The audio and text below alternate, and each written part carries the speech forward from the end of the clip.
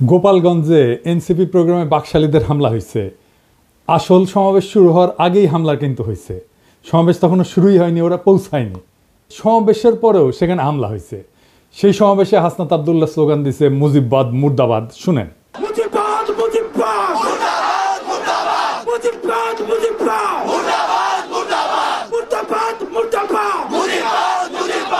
NCP যাইতেছে গোপালগঞ্জ শহরে, আর বাকশালীরা টুঙ্গিপাড়া পাহারা দেয়। আরে বেকুব, টুঙ্গিপাড়ার দায়িত্ব তো আমার। লোহা না গরম হইলে হাতুড়ি দিয়ে লোহায় বাড়ি দিয়ে লাভ আছে কোনো? বাকশালীদের ঔদ্ধত্য আর জনগণের ঘৃণা সেই পর্যায়ে পৌঁছাইলে টুঙ্গিপাড়া জয় বাংলা হয়ে যাবে, কেউ ঠেকাইতে পারবে না। টুঙ্গিপাড়া বাঁচানির একমাত্র রাস্তা হইতেছে বাকশালীদের জাতির কাছে ক্ষমা চাওয়া, নয়তো অপেক্ষা করা লোহা গরম হওয়ার। পিনাকির শপথ মিস হয় না, যা কইছি করে দেখাবো ইনশাল্লাহ। আওয়ামী লীগ আসলে কি, বাকশাল আসলে কি? একটা নিষিদ্ধ ঘোষিত সংগঠন যারা 16 বছর ধরে রাষ্ট্রকে দখল করে রাখা আয়নাঘর আর গুমখুনের রাষ্ট্র বানাইছিল। 1 বছর হয় নাই হাজার হাজার ছাত্ররে মারলো পাখির মতো গুলি কেরা। আর এই ছাত্রলীগ আওয়ামী লীগ নিজেরা অস্ত্র হাতে হাসিনা পুলিশের সাথে নামিছিল। তাদের মধ্যে যারা পলাইছে তারা তো পলাইছেই, আর বাকিগুলা গোপালগঞ্জে যায় ঢুকিছে। রাজনৈতিক নেতাদের জন্মস্থানে সেই দলের একটা প্রভাব থাকে দীর্ঘদিন, এটা স্বাভাবিক। গোপালগঞ্জেও আওয়ামী লীগের প্রভাব থাকবে, আওয়ামী মনোভাবাপন্ন মানুষ থাকবে, কিন্তু একটা রাজনৈতিক দলের শান্তিপূর্ণ কর্মসূচি করতে দেবে না। প্রাইভেট বাহিনী দিয়ে অস্ত্র হাতে সমাবেশ শুরুর আগেই সমাবেশ স্থল ভাঙবে, এটা কি মগের মুল্লুক? কেন বিএনপিকে তো গত ফেব্রুয়ারিতে সমাবেশ করতে বাধা দেয় নাই? আমরা তো কথা বলার সভা সমাবেশের স্বাধীনতা চাইছি, রাজনীতির স্বাধীনতা চাইছি। হাসিনা এটা করতে দেয়নি, তো গোপালগঞ্জে কি এখনো হাসিনার শাসন চলে? বিএনপি ওখানে করতে পারলে এনসিপি কেন করতে পারবে না? মানে গোপালগঞ্জের আওয়ামী লীগের সাথে কি এমন প্রেম বিএনপির যে তারা সমাবেশ করতে পারবে, আর কি এমন শত্রুতা এনসিপির যে তারা যাইতেই পারবে না? বিএনপি কি হাসিনার বিরুদ্ধে লড়াই করে নাই? এই বিএনপি যখন 2024-এর 14 সেপ্টেম্বরে প্রোগ্রাম করতে যাইতেছিল, তখন গাড়ি বহরে হামলা করে 3 জন বিএনপির নেতাকর্মীকে মাইরা ফেলাইছিল এই গোপালগঞ্জের বাকশালীরা। আর আজকা বিএনপির কর্মীরা উল্লাস করিচ্ছে আওয়ামী লীগের মতোই, যে এনসিপি মার খাইছে, দাওয়া খাইছে, উল্লাস করিচ্ছে। হ্যাঁ, কি বেকুবের বেকুব রে। তো বিএনপি পরে প্রোগ্রাম করলো যখন, তখন কোনো হইল না কেন? কোনো অ্যারেঞ্জমেন্ট হয়েছিল নিশ্চয়ই। তো যখন পরে বিএনপি প্রোগ্রাম করতে গেল, তখন কেন আওয়ামী লীগ ট্রিগার্ড হইল না? কেন ডাক্তার জাহিদ ট্রিগার্ড হইল না? কেন কচু খেতে ট্রিগার্ড হইল না? কেন আগে থেকে আওয়ামী লীগেরা চ্যালেঞ্জ ছুড়ে দিতে থাকলো? প্রশ্নটা এখানেই। তার মানে বিএনপির সাথে গোপালগঞ্জ আওয়ামী লীগের এই মুহূর্তে কোনো কনফ্লিক্ট নাই, কনফ্লিক্ট আছে এনসিপির সাথে। তার মানে এনসিপি সেই শক্তি যা হাসিনাকে উৎখাত করছে, তারে ঠেকাইতে হবে। বিএনপির সাথে আর কোনো শত্রুতা নাই। তাই আওয়াজ তুলছে গোপালগঞ্জের ছাত্ররা ঢুকতে পারবে না, ঢুকলেও বাইরে হতে পারবে না। এইটা ছিল মিথ। এই মিথ চুরমার হয়ে গেছে। রাজনৈতিক দলের কর্মসূচিকে নিরাপত্তা দেওয়া পুলিশের কর্তব্য, আর্মির কর্তব্য। এনসিপি মারপিট করতে যায় নাই, সভা করতে গেছে, রাজনৈতিক সভা। এনসিপির হাতে অস্ত্র ছিল না, আমরা সবাই দেখছি। তারা খালি হাতে গেছে, পুলিশ আর্মি নিরাপত্তা দিচ্ছে, তাদের পেশাগত কাজ করছে। পুলিশ আর্মি এই কাজটা করছে রক্তপাতহীনভাবে, কোনো প্রাণ ঝরে নাই, যতক্ষণ পর্যন্ত এনসিপির নেতারা ছিল। এটাই বিজয়, হাসিনার জামানাকে অতিক্রম করে যাওয়ার বিজয়। এই বিজয় এলো বর্ষা বিপ্লবের নায়কদের হাত ধরে। গোপালগঞ্জে মুজিব বিরোধী সমাবেশ করতে যাওয়া যায়, নিরাপদে ফিরেও আসা যায়, কোনো প্রাণঘাতী সংঘাত ছাড়াই। তারা তাদের কর্মসূচি শেষ করে ফেরত আসছে। এই ঘটনার রাজনৈতিক মূল্য অনেক। এইগুলাই ছোট ছোট বিজয়। আর গোপালগঞ্জের জনগণ নামে নাই, নাম ছিল বাকশালী গুন্ডারা। ওরা মরণপণ লড়াই করতে পারে না, সেটাও তো দেখলেন। এখন বলবেন কই 4 জন তো মারা গেছে। হ্যাঁ, মারা গেছে, কারণ তারা এনসিপির নেতারা ফিরে আসার পরে নানা জায়গায় হামলা শুরু করেছিল, বোমা আগ্নেয়াস্ত্র নিয়ে, এমনকি জেলখানা আক্রমণ করেছে। ক্যাজুয়ালিটি হয়েছে তারা ফিরে আসার পরে। আরও অনেককে চিনবার পারলাম এই সুযোগে। যেমন ধরেন বাংলাদেশের মিডিয়াগুলা, যেমন প্রথম আলো, জাউরা, ও বলছে যে কিছু লোক এসে হামলা চালাইছে। এই লোকের পরিচয় তারা জানে না। মতি মাহফুজকে এমনি আমি থাপড়াইতে চাই, জাউরার জীবনে ভালো হবে না। এখন আবার কচু খেতে আসিছে মানবাধিকার নিয়ে, ওরে আমার ওরে ওবার মানবাধিকারও বুঝে। মানে আপনি একজন খুনি ডাকাতের মানবাধিকারের পক্ষে দাঁড়াইবেন, জার্মানিতে নাজি পার্টির সদস্যদের মানবাধিকারের পক্ষে দাঁড়াবেন। ওই সারাক্ষণ করে ধান্দাবাজি, জানেন? কই থেকে কি টাকা কামানো যায় তার ধান্দা করে। টাকা কামানো খারাপ কিছু না, কিন্তু মিনিমাম নৈতিকতা তো থাকবে। একটা এক্সাম্পল দিই, ওই যে মুস্তাক মারা গেল না, রিমান্ডে নিছিল, তার সাথে কিশোরকে ধরেছিল। কেন ধরেছিল জানেন? নাফিস শরাফতের একটা কার্টুন আঁকিছিল কিশোর, এই আইডিয়া সামির প্রকাশ করেছিল আই এম বাংলাদেশিতে।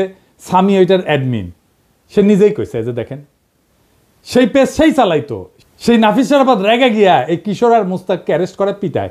মুস্তাককে এতই পিটাইছিল যে সে প্যান্টে হাগে দিছিল। তারপর তো মুস্তাক মরে গেল। সেই নাফিস শরাফতের একটা কাজের জন্য এই স্বামী তদবির করছে মন্ত্রণালয়ে, কাজ দেয় না এই জন্য মন্ত্রণালয়ের দায়িত্বপ্রাপ্ত বিশেষ সহকারী পিছে সে লাগিছে, তার নামে রিপোর্ট করাইছে। যে আমার কমরেডকে মাইরা ফেলাইলো তার জন্য তদবির। সি সি সি সি রে স্বামী সি। আমি এটা শুনে বাকরুদ্ধ। একটা মানুষের নৈতিক পজিশন এত সহজে বেঁচে দেওয়া যায়? মুস্তাকের জীবনের এতটুকু মূল্য নাই তার কাছে। আমি যে ওরে অপছন্দ করি এমনি এমনি না, ওর মধ্যে বিবেক মনুষ্যত্ব কিচ্ছু নাই। ওর সঙ্গে যখন কথা হইতো তখন আমি বলছিলাম যে আপনি মোটা আজিজের মারছেন না, সেটা আমাদের জন্য ভালো হয়েছে, কিন্তু আপনার একটা বস্ত বড় ক্ষতি হয়েছে। আপনার মধ্যে একসময় রিমোর্স আসবে, অনুতাপ আসবে, আজ না হোক কাল আসবে, কাল না হোক পরশু আসবে, নয়তো মরার আগে আসবে। আপনার মনে হবে একজন মানুষ আপনারে বিশ্বাস করেছিল, সে খারাপ মানুষ তাতে সন্দেহ নাই, কিন্তু বিশ্বাস করছিল আপনাকে। সেই বিশ্বাস, ট্রাস্ট আপনি ভাঙছেন। ট্রাস্ট একটা খুব ইম্পর্টেন্ট জিনিস। বাংলাদেশে বিশ্বাস ভাঙাটা কোনো ব্যাপার না। আর এই কচুকেতিকে দেখে বুঝলাম ও মরার টাইমে ওর রিমোর্স আসবে না। তবে আল্লাহর মায়ের বলে একটা জিনিস আছে না, সেটাও টের পাইতে শুরু করবে এখনই ও টের পাবে। বাংলাদেশের কোনো মানুষ তাকে আর বিশ্বাস করবে না। আর আমি তো আমার এপিসোডে তার প্রশংসা করেই যাব। মানুষ জানবে একজন অতিশয় ভালো মানুষ আছে দুনিয়ায়, সে ভালো কাজ করে, সে ভালো ছেলে, সন্ধ্যায় হাত মুখ ধুয়ে পড়তে বসে আর দেখে কোটি কোটি ধান্দা করা যায়, কোটি কোটি চান্দা আদায় করা যায়। কারে কারে দিয়ে চান্দা আদায় করে সেটাও জানি।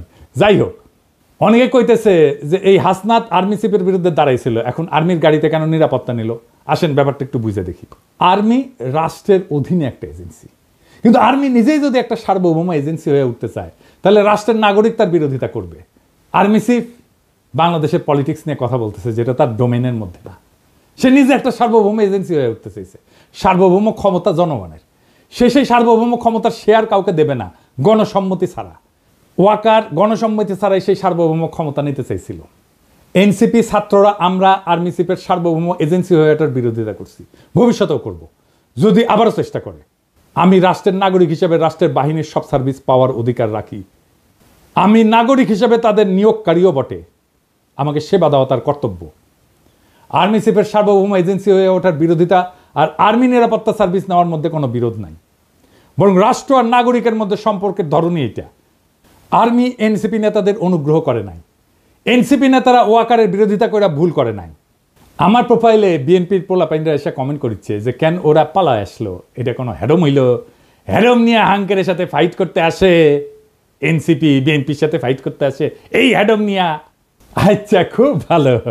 2023 সালের 28 অক্টোবর কয়েক লাখ লোকের সমাবেশ, সাউন্ড গ্রেডের আওয়াজে নেতারা মঞ্চ ছেড়ে পালায় গেছে। মির্জা আব্বাস বলে যে আমরা প্রাণ ভয়ে দাঁড়াইতে পারি নাই। মাঠ ফাঁকা, নেতারা শুধু না লাখো লাখো লোক ফাঁকা হইতে বেশি সময় লাগেনি। অস্ত্রের সামনে শূন্য হাতে টিকে থাকা সম্ভব না, এটা সবার মনে রেখে ট্রল করা উচিত। এই ছেলেদের অসীম সাহসের কারণে গত বছরের 5ই আগস্ট হাসিনা দেশ ছেড়ে পালাই যেতে বাধ্য হয়েছিল। এই ছেলেগুলো তখন রুখে দাঁড়াইলে আজও হাসিনা মসনদে থাকতো, খালেদা জিয়া আজকাল জেলে থাকতেন, আর আপনাদের অনেকেই গুম হইয়া আয়না ঘরে থাকতেন, কেউ কেউ মারাও যাইতেন ক্রস ফায়ারে। আপনাদের কে বুদ্ধি দেয় এনসিপির পিছে লাগতে? আপনাদের দল তো ছাত্রদের জন্য বিবৃতি দিছে, তাদের নিরাপত্তার জন্য উদ্বিগ্ন হয়েছে। আপনার দলের নেতাদের সাথে তো আপনাদের ডিসকানেকশন। এখন আমি বুঝতে পারি যে কেন মির্জা ফখরুল মাঝে মাঝে মেজাজ হারায় ফেলে, কেন বক্তৃতা দিতে যে ধমকা ধমকি করেন, থাপ্পড় টাপ্পড় মারেন। তাদের সাহসের প্রশংসা করতে না পারলে চুপ থাকেন। ওরা হুমকি সত্ত্বেও ওখানে যাওয়ার হিম্মত দেখাইছে। হামলার পরেও তারা সমাবেশস্থলে গেছে, বক্তৃতা করছে, মুজিববাদের বিরুদ্ধে স্লোগান দিছে। এই অসীম সাহস দেখানোর জন্য তাদের ধন্যবাদ। এইবার আসেন গোপালগঞ্জের আলোচনায়। কেন গোপালগঞ্জে যাওয়াটা জরুরি, দখল নেওয়াটা জরুরি? আসেন এই বিষয়টা আলাপ করে বুঝি। 1971 সালে 16ই ডিসেম্বর বাংলাদেশ স্বাধীন হয়। এটা আমাদের বিজয় দিবস। আমরা জানি যে ওই দিন আমরা পরাজিত করতে পারি, পাকিস্তানি বাহিনী আত্মসমর্পণ করে। 1971 সালে বাংলাদেশে পাকিস্তানি ভাবাদর্শের পরাজয় হয়েছে। তারপরে বাংলাদেশে পাকিস্তানি ভাবাদর্শে পলিটিক্স করা গেছে, যায়নি। বাংলাদেশকে মাইনাই পলিটিক্স করতে হয়েছে, এটাই নর্মাল। ওই সময় পাকিস্তানবাদী ছিল জামাত, এখনকার বাংলাদেশে পলিটিক্স করে, কিন্তু তারে বাংলাদেশ মাইনাই পলিটিক্স করতে হয় এবং পাকিস্তানি ভাবাদর্শকে ডিনাই কইরেই। তখন পাকিস্তানি ভাবাদর্শ পরাজিত হইলেও বেশ কিছুদিন কোন কোন এলাকা পাকিস্তানপন্থীদের আওতায় ছিল। ওই সমস্ত জায়গায় বাংলাদেশের সার্বভৌমত্ব প্রতিষ্ঠা করতে সময় লাগছে। যেমন ধরেন মিরপুর 1972 সালের 30শে জানুয়ারি পর্যন্ত মিরপুর দখলে ছিল পাকিস্তানপন্থীদের। ওইটা মুক্ত করতে গিয়ে জহির রায়হান মারা যান। নারিন্দা, নারায়ণগঞ্জ, শিয়া মসজিদ, মোহাম্মদপুর, খুলনা, পুরান ঢাকা, রূপসা, রাজশাহী, সিরাজগঞ্জ, বগুড়া, চিটাগাং পোর্ট, এইসব জায়গা 16 ডিসেম্বরে মুক্ত হয় নাই, পরে মুক্ত হয়েছে আস্তে আস্তে।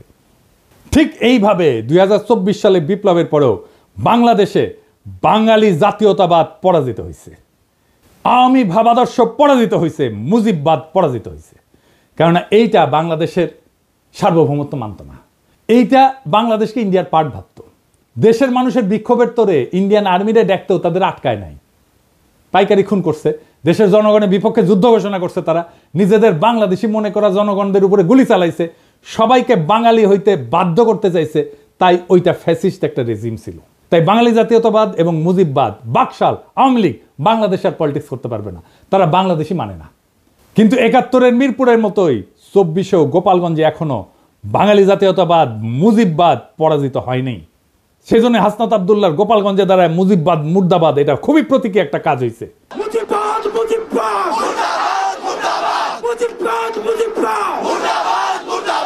আমি গোপালগঞ্জের আমজনতারে বলবো, আপনারা বাংলাদেশ না মানা রেসিস্ট, ফ্যাসিস্ট বাঙালি জাতীয়তাবাদে থাকেন না, আর মদত দিয়েন না।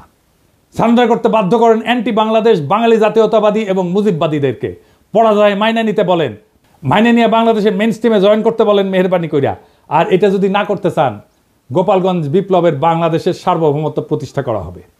আপনারা এক সপ্তাহ টিকতে পারবেন না, আর্মি পুলিশ কিচ্ছু লাগবে না, জাস্ট আপনাদের সাপ্লাই চেইন বন্ধ করে দেওয়া হবে। আপনারা বাইরে হতে পারবেন কিন্তু ঢুকতে পারবেন না। সব ইকোনমিক অ্যাক্টিভিটিস বন্ধ হয়ে যাবে, জ্বালানি তেলের সাপ্লাই বন্ধ হয়ে যাবে, গ্যাস বন্ধ হয়ে যাবে, ইলেকট্রিসিটি সাপ্লাই বন্ধ করে দিলে আপনারা শেষ। আগে ঘোষণা দেওয়া হবে, শহর ছাড়েন, 24 ঘন্টার মধ্যে ফাঁকা হয়ে যাবে শহর, সব সরকারি কর্মচারীদের উইথড্র করা হবে। পারবেন 7 দিন টিকতে? প্রফেসর ইউনূসের দায়িত্ব বাংলাদেশের সার্বভৌমত্ব প্রতিষ্ঠা করা গোপালগঞ্জে। আবার 1 মাস পরে মার্চ টু গোপালগঞ্জ ঘোষণা করা হবে, যদি আপোষে সারেন্ডার না করে তাইলে। বেগম জিয়া বলছিলেন গোপালগঞ্জের নামই বদলায় যাবে, গোপালগঞ্জ আর থাকবে না। শুনেন, আপনি কি এখন মুখটা বন্ধ কেন? এই যে মহিলা, আপনার মুখটা এখন বন্ধ কেন বলেন তো? কি বলছিলেন এতক্ষণ ধরে? মুখটা বন্ধ কেন এখন? দেশ কোথায়? গোপালী? গোপালগঞ্জ জেলার নামই বদলে যাবে, বুঝছেন? গোপালগঞ্জ আর থাকবে না। এইটা বাস্তবায়ন করতে হবে। এর জন্য 2টা কাজ করা যায়।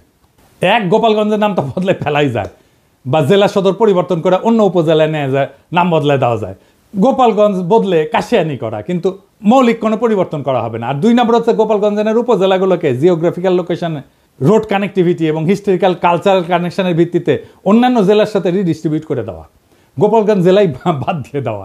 এক্ষেত্রে যেটা করা যেতে পারে, 1 নাম্বার, কাশিয়ানি এবং গোপালগঞ্জ সদরকে নড়াইলের সাথে যুক্ত করে দেওয়া যায়, মাকসুদপুর উপজেলাকে মাদারীপুরের সাথে যুক্ত করে দেওয়া যায়, কোটালীপাড়াকে বরিশালের সাথে যুক্ত করে নতুন নামকরণ করে দেওয়া যায়, আর টুঙ্গিপাড়াকে বাগেরহাটের সাথে যুক্ত করে নতুন নামকরণ করা যায়।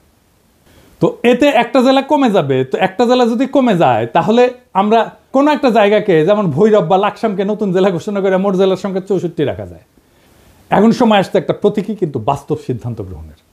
গোপালগঞ্জে বাংলাদেশের মানচিত্র থেকে কেবল এক প্রশাসনিক জেলা হিসাবে না, একটা দমন পীড়নের দুর্গ হিসাবে, বাকশাল মুজিববাদের দুর্গ হিসাবে চিহ্নিত করার ইতিহাস থেকে মুক্ত করতে হবে।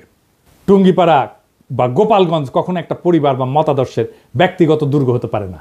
এটা বাংলাদেশ নামের জাতির অংশ। এই জাতির মালিক জনগণ, কোনো পরিবার না। 1972 সালে যেমন মিরপুর জমাট পাকিস্তানি জাতীয়তাবাদ গুড়ায় দিছিল, জনতার বিজয়, সে তেমনি 2025 সালে গোপালগঞ্জে ভাঙতে হবে সেই বাঙালি জাতীয়তাবাদ, মুজিববাদের ছত্রবেশী ফ্যাসিবাদের দুর্গ। 21 শতকের বাংলাদেশে জায়গা নাই সেই রাজনীতির, যারা বাংলাদেশকে ভারতীয় মতাদর্শের গুদামে পরিণত করতে চায়। গোপালগঞ্জের প্রশাসনিক পুনর্বিন্যাস শুধু রাজনৈতিক প্রতিশোধ না, এটা ভবিষ্যতের জন্য বার্তা। আর কোনো জেলাকে পরিবারতন্ত্রের দুর্গ করা যাবে না। যে জেলা জনগণের বিরুদ্ধে চলে যায়, তাকে আবার জনগণের ভিতরে ছড়াই দিতে হবে। এই দেশ কারো ব্যক্তিগত জমিদারি না। মুজিববাদ না বাংলাদেশ জিন্দাবাদ, বাকশাল না গণতন্ত্র জিন্দাবাদ, টুঙ্গিপাড়া না সার্বভৌম বাংলাদেশ জিন্দাবাদ। আমরা চলছি, আমরা চলা শুরু করছি, আর থামবো না। এবার শুধু ঢাকাই না, আবার হবে মার্চ টু গোপালগঞ্জ। যদি না মানে আপোষে, তবে শুরু হবে গণজনতার শুদ্ধি অভিযান। গোপালগঞ্জ থাকবে না, থাকবে শুধু বাংলাদেশ। ইনকিলাব জিন্দাবাদ।